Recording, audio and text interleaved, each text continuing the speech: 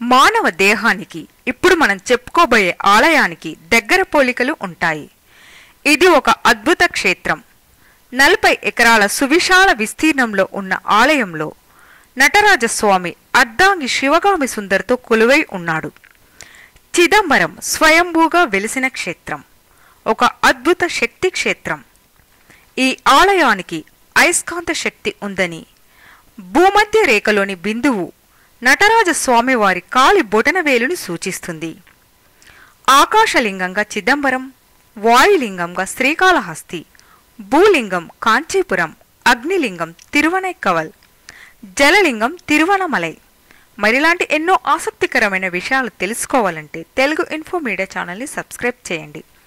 కింద కనబడే subscribe button click చేస్తే మేం చేసే మరిన్ని ఇంట్రెస్టింగ్ వీడియోస్ మీ ఈమెయిల్లోకి వచ్చేస్తాయి.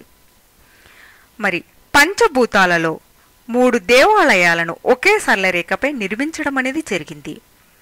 ఇవి 79 డిగ్రీల తూర్పు అక్షాంశ రేఖ మీద నిర్మించారు. దీన్ని ఒక ఖగోళ భౌగోళిక అద్భుతంగా చెప్పుకోవచ్చు. చిదంబరం ఆలయానికి మన శరీరంలోని నవరంధ్రాలలాగా 9 ద్వారాలు ఉన్నాయి. ఈ దేవాలయంలో ఒక గోపురాన్ని 21,600 బంగారు రేకులతో అమర్చారు. ఇది ఒకరోజు మనిషి శ్వాసలోని ఉచ్ఛ్వాస నిశ్వాసల సంఖ్యతో సమానం. ఈ రేకుల్ని బిగించడానికి 72,000 బంగారు మేకులు ఉపయోగించారు. యోగశాస్త్ర ప్రకారం మనిషిలోని నాడుల సంఖ్య కూడా అంతే. మన శరీరంలోని గుండె ఎడమవైపులాగా అమ్మవారు ఎడమ చేతి వైపు తిరిగి ఉంటారు. ప్రక్కనే ఉన్న 4 మండపాలు 4 వేదాలకి ప్రతీకగా సూచిస్తాయి. శివ పూజలో జరిగే 8 కైంకర్యాలని ఇవి సూచించడం జరుగుతుంది. ఈ ఆలయంలో స్వామి నటరాజవారి రూపం ఇదే అని చెప్పలేని చంద్రమౌళేశ్వర స్ఫటికలింగం. గర్భాలయంలోని వెనుక గోడ మీద చక్రం అనేది గీసి ఉంటుందంట. దాని ముందు బంగారు బిల్వ ఆకులు ఉంటాయి. అవి కనిపించకుండా తెర అనేది ఉంటుంది. ఈ ప్రదేశాన్ని శివోహం భవ అంటారు. శివ అంటే దైవం, అహం అంటే మనం, భవ అంటే మనసు. ఆ దైవంలో మనసు ఐక్యమయ్యే స్థలం.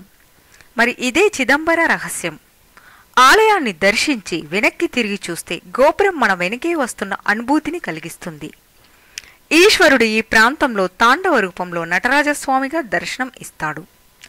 పూర్వకాలంలో వారణాసి నుండి వ్యాఘ్రపాదుడు అనే యోగి ఇక్కడ స్వయంభూలింగం నటరాజస్వామి వారి రూపంలో ఉందని గుర్తించడం జరిగిందంట. ఇక్కడ శివుడు చేసే ఆనంద తాండవాన్ని చూడటానికి శ్రీ మహావిష్ణువు ఆదిశేషుడు వచ్చేవారట. ఆలయానికి పశ్చిమ దిశలో సూర్య తేజస్సు గల సింహముఖం, తూర్పు దిక్కున గోపురం మీద సోమస్కందుడి రూపం. దీన్నే శివశక్తిగా భావిస్తారు.